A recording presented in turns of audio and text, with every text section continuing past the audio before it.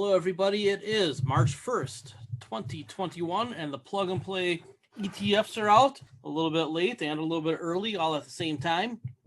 This is what we'll be using for the second quarter. So I hope you've gotten a chance to look at it. It is on both websites. So let's take a quick run through. Looking for about 40 to 50% cash if you are a defensive investor. If you're cautiously optimistic, 20 to 35% cash. Pedal to the metal, 10 to 15. Why is that?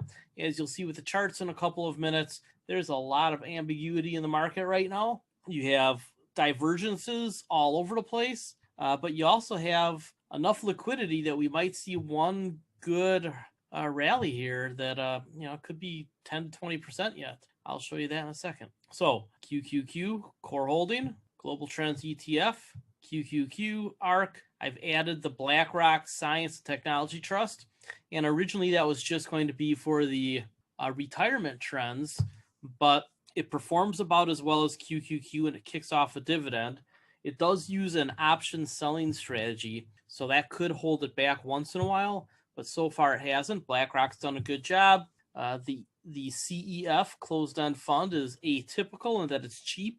It's under 1% expense ratio. I spent basically the better part of 10 days looking through closed-end funds. And as I mentioned later in this article, there's just a lot of junk out there. I mean, a lot of 1.5 to 2.5% expense ratios. The distributions are far above the income of the fund.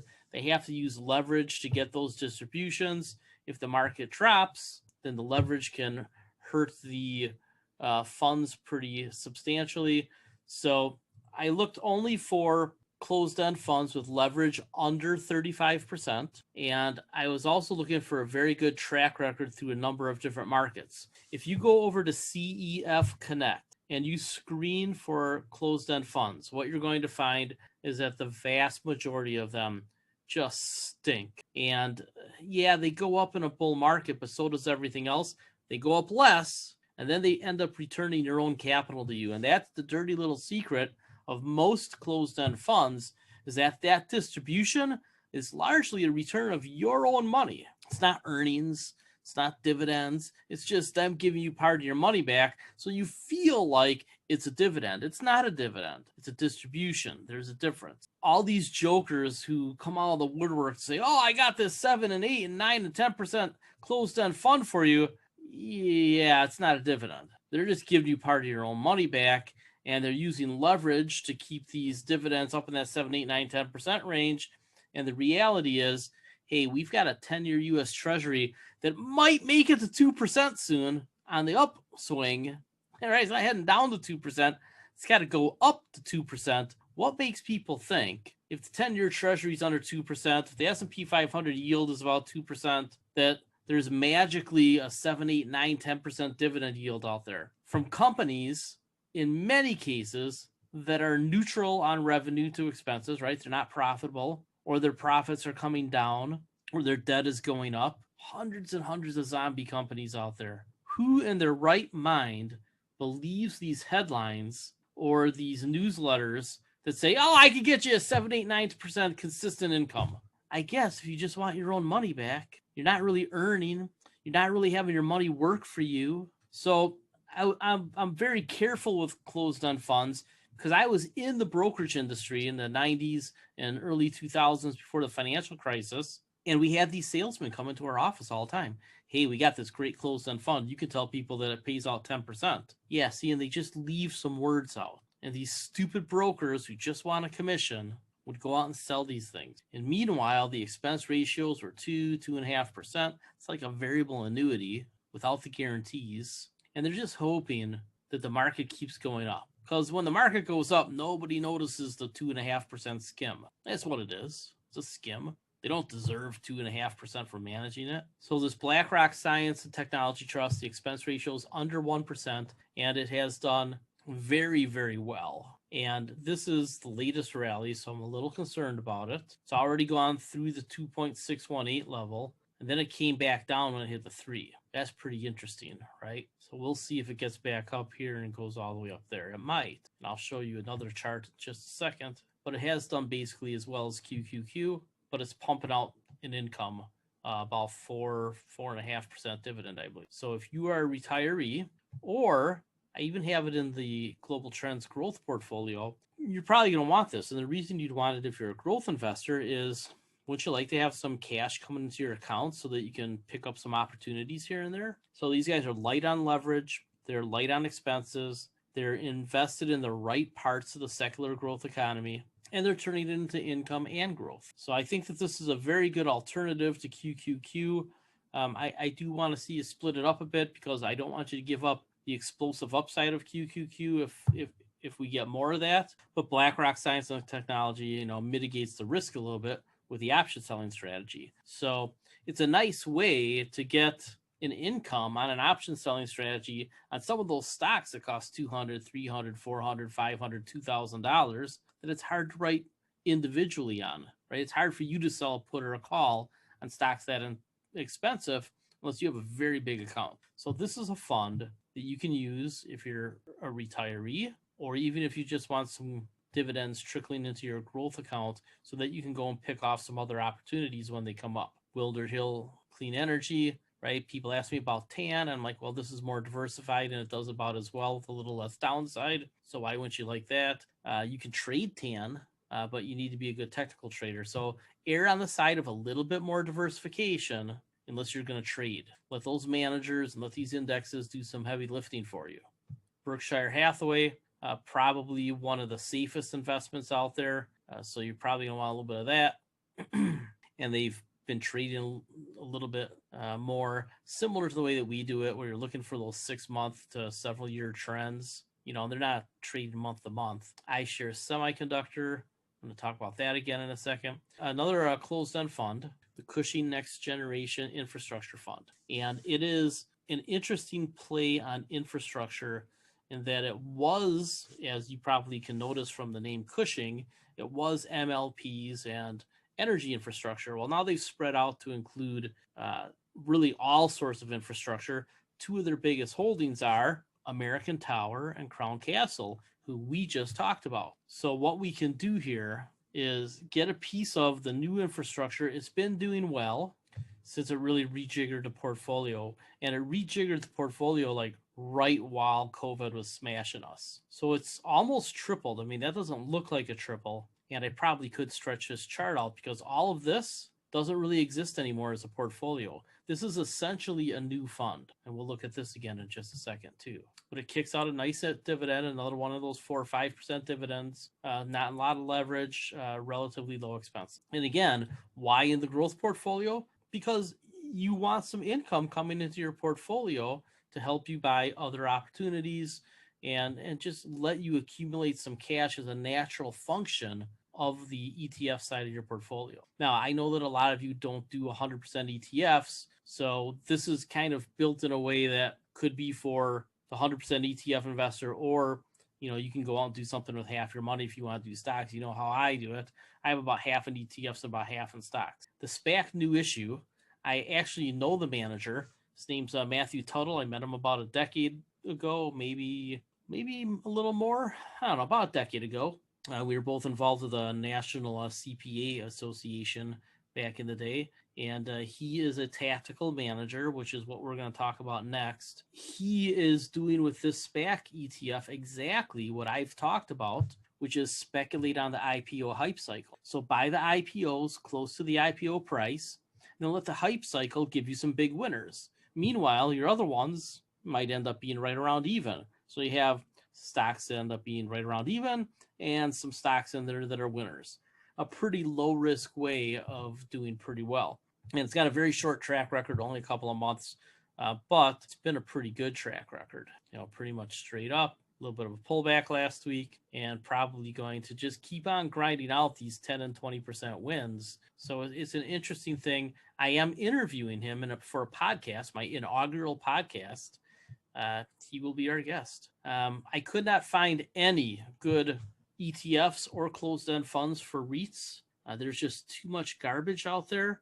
We really need to build our own REIT basket, which we've talked about. So if you're an ETF investor, you're already getting some REIT exposure in here. Crown Castle and American Tower. So you probably want to buy 5, 6, 7, 8 more REITs down in here, Stag and a couple of the other ones we talk about, to have your own basket. It really does, I think, give you protection in the event of inflation. I don't expect much inflation, but it also, I think, gives you some tangibility to the portfolio, right? Because land is real. And even if we go through a cycle that we have to see a lot of redevelopment usually works out pretty well unless you're a shopping mall.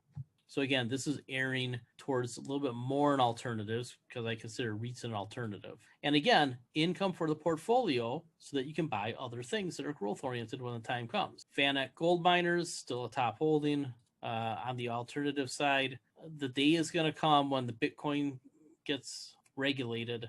And when it does, gold does well again. And it could be sooner than that. Emerging markets, e-commerce, you want this. However, with a strengthening dollar, got to be careful because the downside is pretty substantial in the international markets when the dollar strengthens up. The big difference over here is a little bit different allocations to reflect the older retiree. I will tell you, I looked for bond funds. They're all crap. They just are.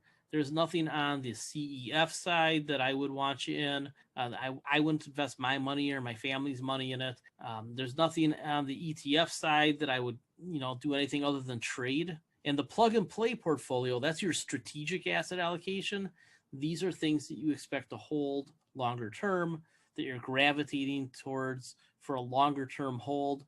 Some ebb and flow trimming and trading, but you really don't want to have something that, is only going to be good for a few months on this side of your portfolio. Now, if you are going to take part in the ETF trend trading, which we're going to skip to in a second, then it's a little bit different. But these are geared towards the strategic side of your portfolio. Strategic and tactical are different. Strategic is basically the long-term pie that you gravitate towards. And it changes based on the time a little bit, but you're always pushing back in that direction, right? It's like rebalancing back towards your more strategic long-term investing plan. The tactical side of your portfolio is that sleeve, maybe 10%, maybe 25%, maybe for some of you as much as half of your money, you're trading a little bit more frequently. That is for you to decide, because I don't know. But if you're going to trade more, we'll talk about that in a second. And you can also use these trading signals that I'm about to show you as a way to scale in towards these longer term strategic positions. The Wisdom Tree International Hedged Quality Dividend is in here. Has generally done well. You're not going to want it right now because if the dollar is strengthening, it could head all the way down to 27.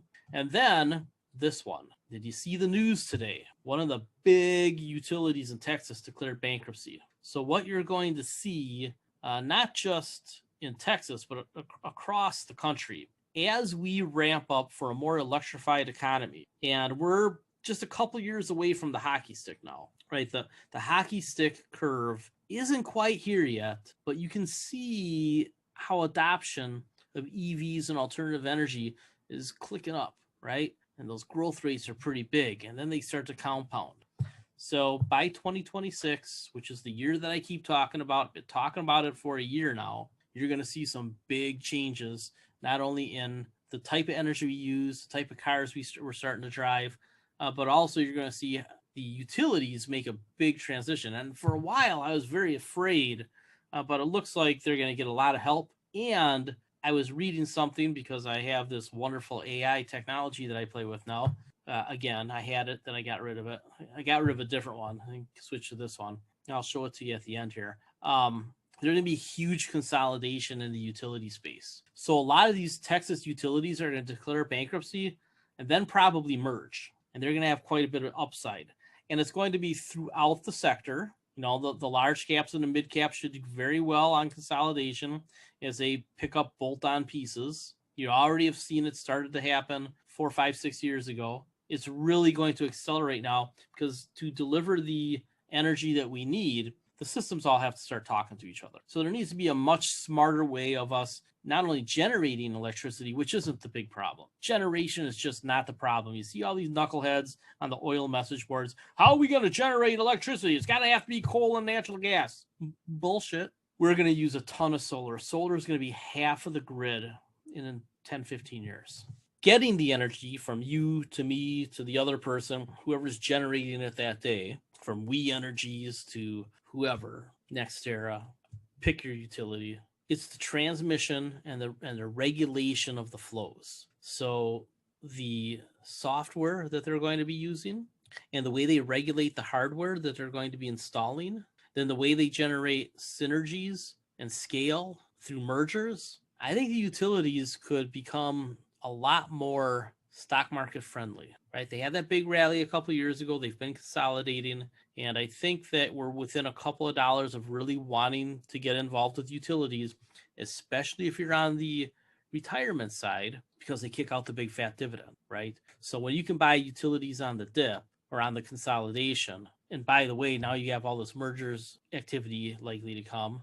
And a lot of them are going to clean up, down in Texas anyway, they're going to clean up their balance sheets with bankruptcies. Utilities have a pretty compelling story suddenly. They really do. And they're going to get help from the government changing over to alternative energy. Grants, government loan guarantees. Got a guy in the White House that'll do it now. This is another impact of the Biden presidency. It's going to be good for utilities. All right, so let's take a look at and then go ahead and read the rest of the article.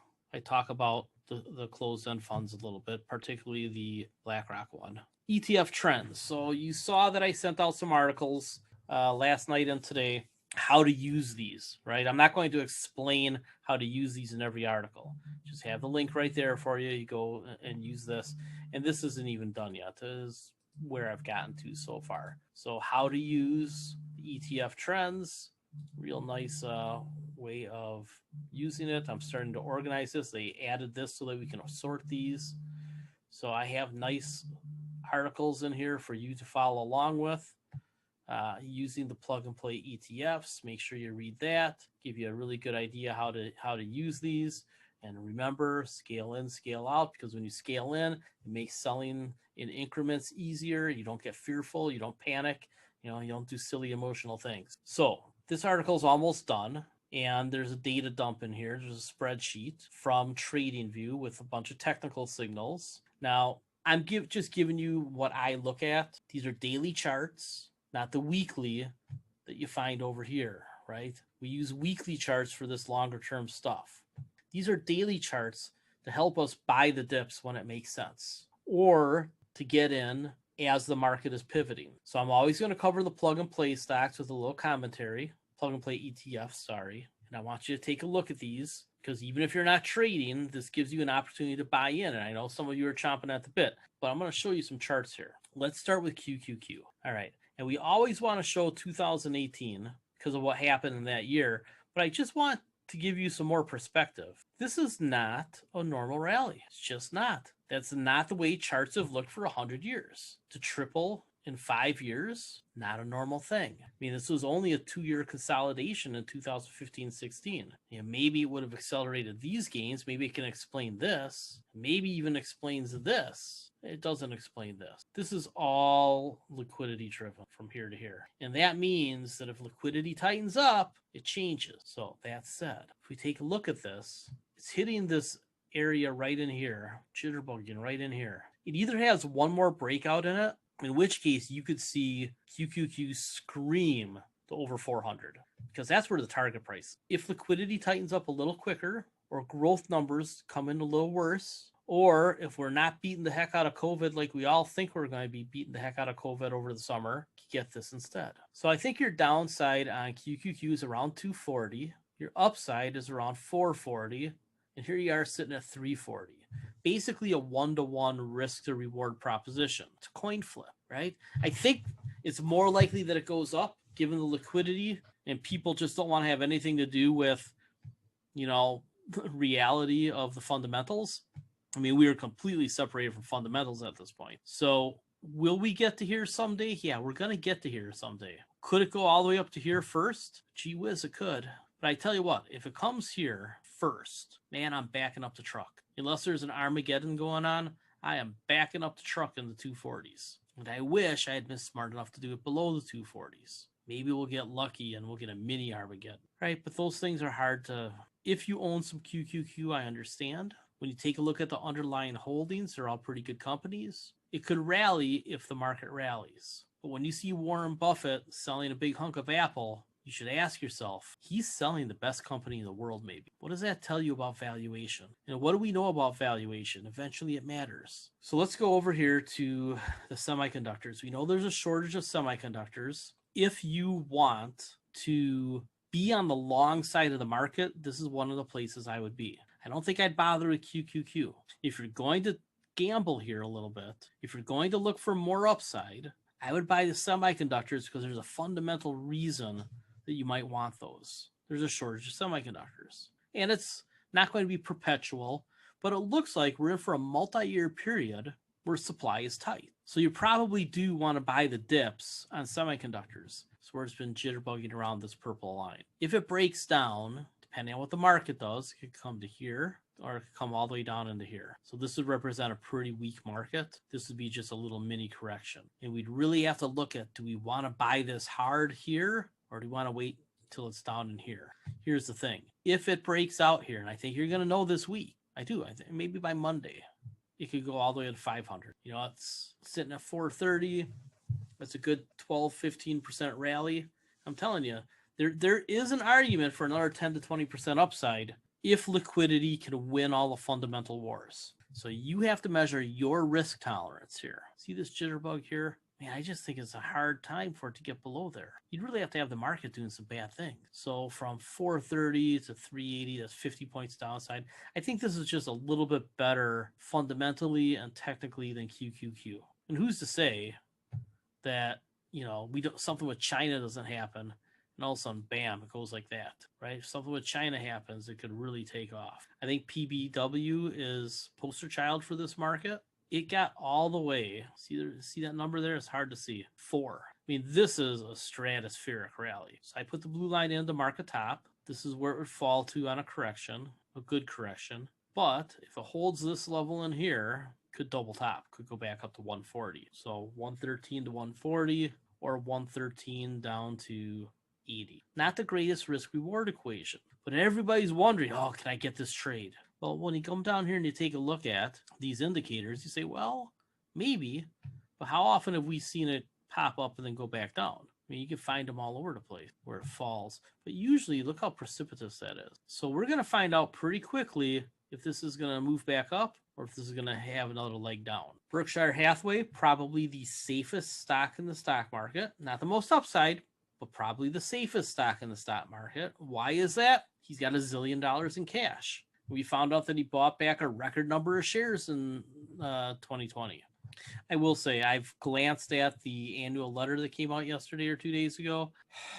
One of his worst. I just not terribly impressed with anything in it. And I think he's just trying to be non-controversial. I don't even feel like the investment thoughts were all that great. So, you know, Abel and Jane are going to have to really take over the ship soon.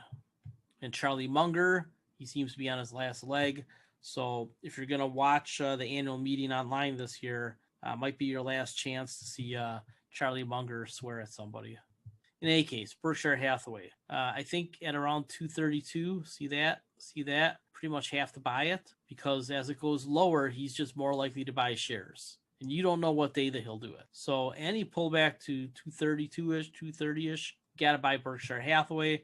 It's, you know, it's been adding some tech. It's been rejiggering its portfolio to be more modern. And they still have the railroad lines, which, hey, Keystone Pipeline, no mas. So the train, the choo-choo, you can keep counting the railroad cars. Like I did that one day and I posted. A lot of oil for at least the next decade going to be on those choo-choos. The other thing that's going to do well for the railroad is, again, as supply chains move, come back to America and Canada and try to get Mexico involved. The rail lines are, you know, they're cash flow positive.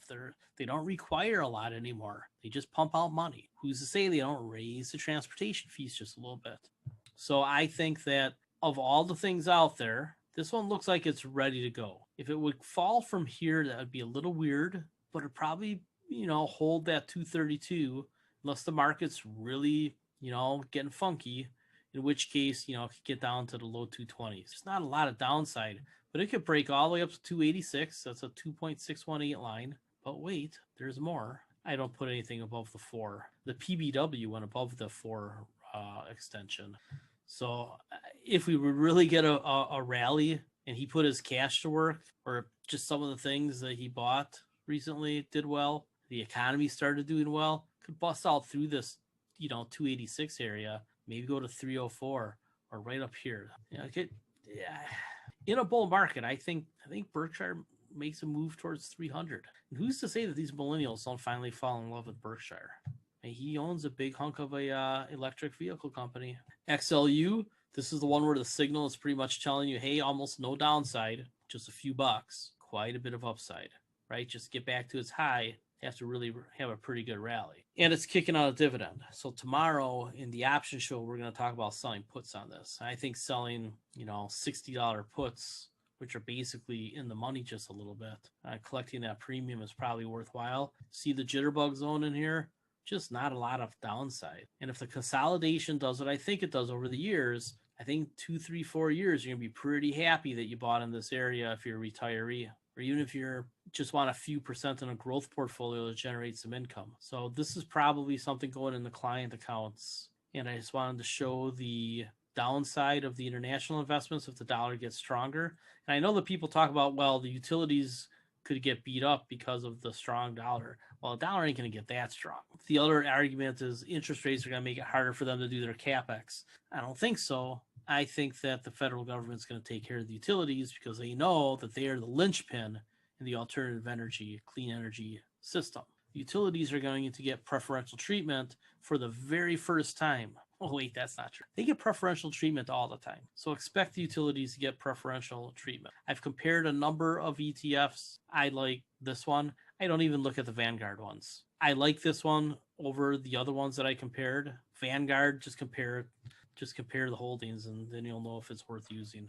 I don't know. I can't imagine Vanguard's that different. Okay, close up with the international. Definitely could rally, could extend. That's why they call these lines extensions, right? The purple and pink ones are the extension line. But for perspective, take a look at where it's been. That 2618 is always kind of a big time target. See, consolidated, rallied, consolidated, coronavirus. Oh no, that's 2018. Rallied off of 2018, coronavirus, rallied off of that. So each step, right? It looks like steps.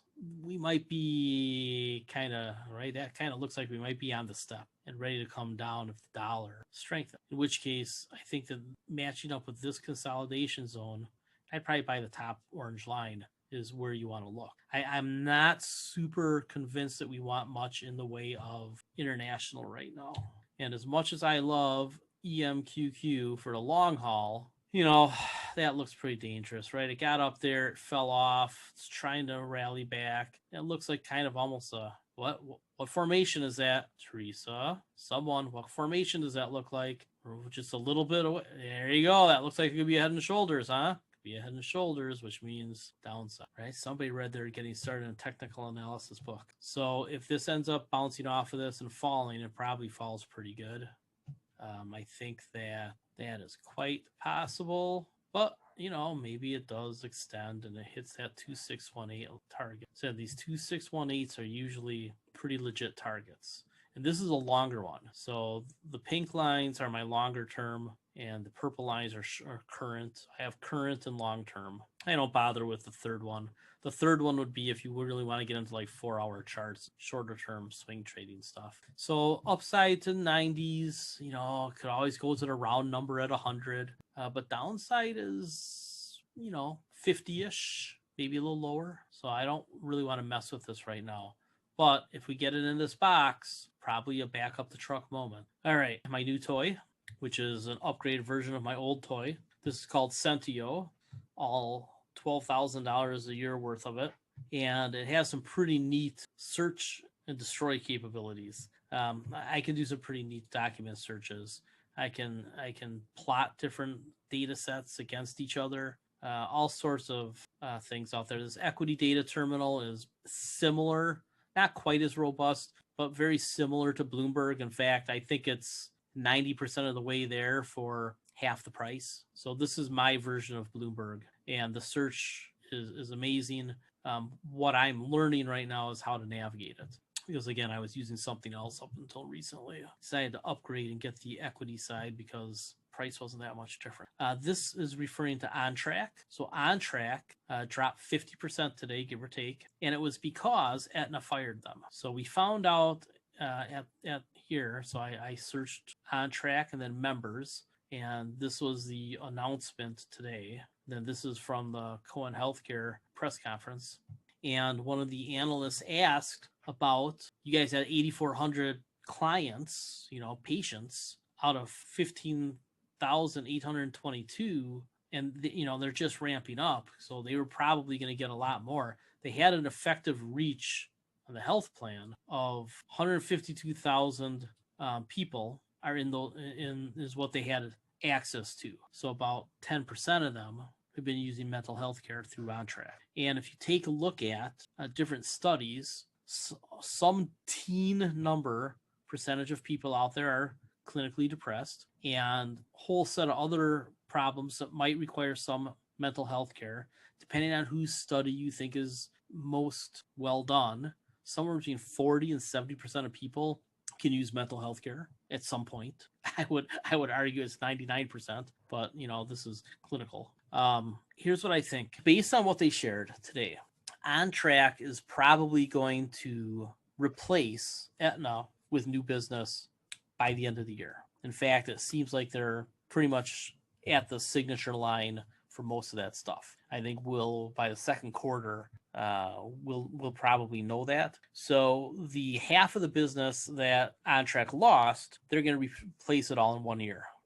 That implies that they would have had a 50% growth year this year. CEO, I don't know if it was to defend the company or if he's right on the money with this, and I think he's right on the money because it seems to be accelerating growth. And again, you have a friendly administration and Congress to this type of care because the government's got to find a efficient way of delivering mental health care. He said that next year would be 100% growth year. And I think it's probably pretty close. They might be better. Here's why. They just did a deal with the VA. And I think you're going to see the government, Medicare, Medicaid. I think these guys are going to keep getting government contracts, state to state and federal, but they're also starting to get contracts with corporations. I think OnTrack has a very bright future. They have some competition, right? Aetna went somewhere. I don't know where yet. Maybe they're doing it in-house to save money. But there's not a lot of expenses for OnTrack, right? It's not like they have to put in metal to churn out a widget. So I think that we have to keep an eye on OnTrack. It dropped around 50% today. And there's probably an opportunity here on the pessimism. And I don't know if it's right this now. It might be. But look where it landed. It landed right in that yellow box that everybody scoffs at me about. Can never happen. Too far away. You take that as a lesson. It happens. It happens with some frequency. So it blasted through that 2.618. It made sense that it was a false breakout and that it came back. I think that there was a lot of willing sellers up here to begin with, and that today's news crashed it. This price around 20 is hugely buyable. So we might want to take a look at selling cash secured puts on this one, and even maybe going out a little bit on duration, collect more premium, right? Maybe fire out the 25s or the 30s. So I think that there's a pretty good chance, right, that this area holds. And if it goes down just because more people are trickling out and they don't want to deal with the uncertainty, around 20, I think look, resistance became support. Right around 20, I think OnTrack is super exciting because as I went through all these filings today, I took a look at the data. This is a company that could have twice as much revenue in 18 months. Pretty good move because it cuts the ratios in half again. So this is the last thing I'm going to show you. This is the daily update I get. I get one in the morning and I get one at night. They call it Edge. And my ability to keep up with things now is off the charts. They summarize everything that I would want to look at. I spend 20 minutes looking at this for things that are interesting. Here you go, ARK Innovation ETF, right? First Trust is going to try to compete with them. Big deal, right? Nice tweet here. Innovators followed by imitators. So I do think that ARC is something for us to keep an eye on because it just hit the top of our buy zone. My guess is that we might get a rally and a double top, but one way or another, I think we come back down here to that 105 area. Resistance becomes support, right? Then this here could be a resistance becomes support. So I pick those areas out. That's why I sound a little bit frustrated when people who don't know any technical analysis question, well, why would you do that? One thing to take a look at here is that it did break through its top barrier, just like PBW did. In fact, this is ARC. Look at PBW's top. Pretty close, right? So I think there could be a double top, in which case you for sure don't want it at that point. I already showed you that it doesn't want to go much higher. But I think that this probably comes down here. I think this is a funky head and shoulders. I think there's a bunch of them developing. The question is now, if the price breaks out to a new high, now it's just a continuation of the rally. But I think that we need to be looking for a lot of head and shoulders forming, right? Narrow misses on new highs. Keep an eye out. If you want to ride these for a little rally for a month or two, maybe even only a couple of weeks. Something to keep in mind is the most money goes into the market first week of the month. We're in the first week of the month. All right. Somebody asked about Palantir. I'll do a little bit more digging on that one. I think it's all dependent on what you think their sales are going to be. And I think that is one of the $60 million questions in the market right now. I described them as when you watch a detective movie or a cop movie and they have that wall with all the pictures and notes on it and connected by strings and arrows and that's what Palantir is. The super high-tech AI version of connecting all the information in the world to give you an answer about who the bad guy is, the good guy is, the consumer is, whatever it is you're looking for. And I think that's valuable. And I think that it probably is something that in a world where the small guys got crushed and now we're going to start coming back, I think it's probably a tool that the big guys use to keep the little guys down. But I also think it's one of those things that somebody copies pretty well, like Sentio copied Bloomberg, and then they cut the price in half. So we'll see. Somebody asked about Roku. My concern about Roku, now that I've seen Spectrum do it to them, is that they are going to become a lot less necessary in the streaming world. TVs are smart, right? All TVs that are coming are smart. They don't need to be Roku. They just have to have access to either the Apple or the Google App Store or Amazon. And you're going to get your internet from somebody. And 90% of America is going to get it from a cable wire probably, or AT&T's, or somebody else's fiber optic. And that means that you can just stream Spectrum like we do, or Comcast or whoever that has the local bundle with sports and, some basic stations. And then you bolt on Netflix, HBO Max, Disney, whatever else you like. If you want the supercharged version of CBS like I get for $9 a month or $12 a month, whatever it is. I'm suddenly concerned about Roku, given that it's been such a huge winner. Does that chart remind you of anybody? It looks just like the ARC and PPW chart, doesn't it? I think it could really, really tank, like 50% or more. People are going to tell me I'm nuts. You may or may not believe this, but I've gotten that in my career. And you know what happens? Is when I turn out to be right, they're nowhere to be found. I think there's a very strong possibility that you see Roku in the 200s in the not too distant future, and quite possibly under 200, because they're just not as necessary as people thought they were going to be. It took Spectrum getting into a fight with them for me to realize that Spectrum doesn't need them. Here's the weird thing. Most people who buy a bundle, a cable bundle, what is it for? It's for your local sports, right? You can get that through YouTube, Hulu. There's all kinds of ways to get a cable-like bundle package, station package, without a box, and, right, because Roku replaced the box. But why do you need Roku if you have an app store built into your TV? Or you could just slap on Amazon Fire. I just think that Roku has a whole lot of reality to come back to. I was real excited about it right down in here. Now that it goes up here and I see that the market may have changed for them, that chart's just screaming 200s to me. I love mine. I do. But I could see where my next TV wouldn't have it, right? Sony, Panasonic, whatever. Pick out the TV that I actually want instead of this cheap Chinese one I got. And I'll just use the app store that they're attached to, which is going to be Google or Apple, or, they could even have an open platform. Pick the one you want. Here's four app stores. Pick the one you want to use. We don't care. Just buy the TV, right? It's clear Spectrum doesn't want to pay these guys. And I don't think anybody else does. Walgreens Boots Alliance. So here's the good thing, the bad thing. Everything that I talked about with them is starting to happen. Vaccines, right? Which leads to more people grabbing stuff off the counter, right? Definitely a double bottom, a very long cycle double bottom. I haven't studied the company enough to know what the real estate really is worth right now. No idea. That right there, that's probably the short-term buy zone. And like I said, the good thing is they're going to get more people in the door when the shots are going on. Here's my question. What do you think the odds are that when people go to Walgreens to get their shot, they have a good experience? And they're left with the impression of, yeah, I'm going to come back to this Walgreens. If you've been into a Walgreens lately, I am not impressed with the way that management is handling that company. And I think anybody that is impressed is easily impressed. All right.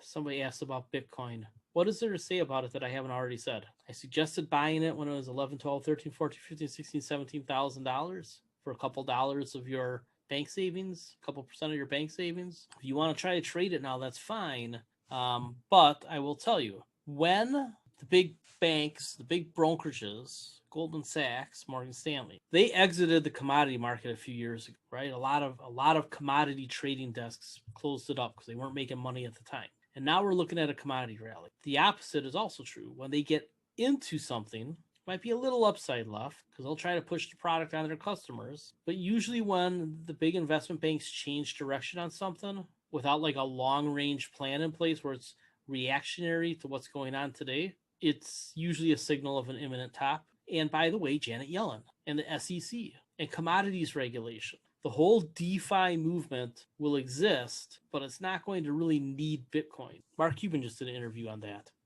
And Bitcoin is not going to become a unit of exchange. It's a commodity, potential store of wealth. Maybe. Give me land.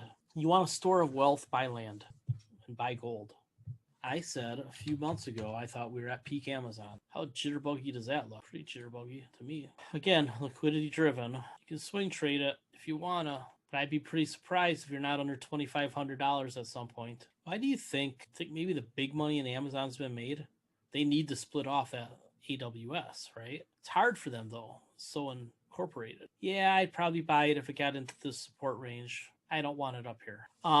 I will end up selling off my warrants when we split off the stocks and warrants from the units of the SPACs because I don't want the clock working against me. I will treat the stocks at that point like I would any other stock. I will keep them if I think that I like the company long term, and I will ditch them if I don't. Pretty simple, right? When you speculate on the IPO, you're just looking for the hype cycle to kick in on the deal. And then you have a decision to make. Do I really like this deal long term? The warrants are the quickest way to make a profit, put it in your pocket, and not have the calendar start to work against you. Can we write covered calls on them? Yeah. The ones we keep, sure. Just like anything else that we can take a look at, writing a covered call on, because at that point, it's just another company. That's why I picked out the SPAC ETF that I picked out. It's a way for you, without having to pick out all the stocks yourself, just have exposure to the low risk nature of the IPO priced SPAC, right? Not the one that goes up double because Shamath is involved, but the one that you can get for $11-ish a share, pre-deal, without Shamath or whoever else's hype, right? There's just not a lot of downside, and some of them take off, right? The whole Peter Lynch theory: avoid big losers and let the big winners pull your portfolio up. All right, let's call it a day. I'm hungry. I will get this edited tonight. Take care, everybody.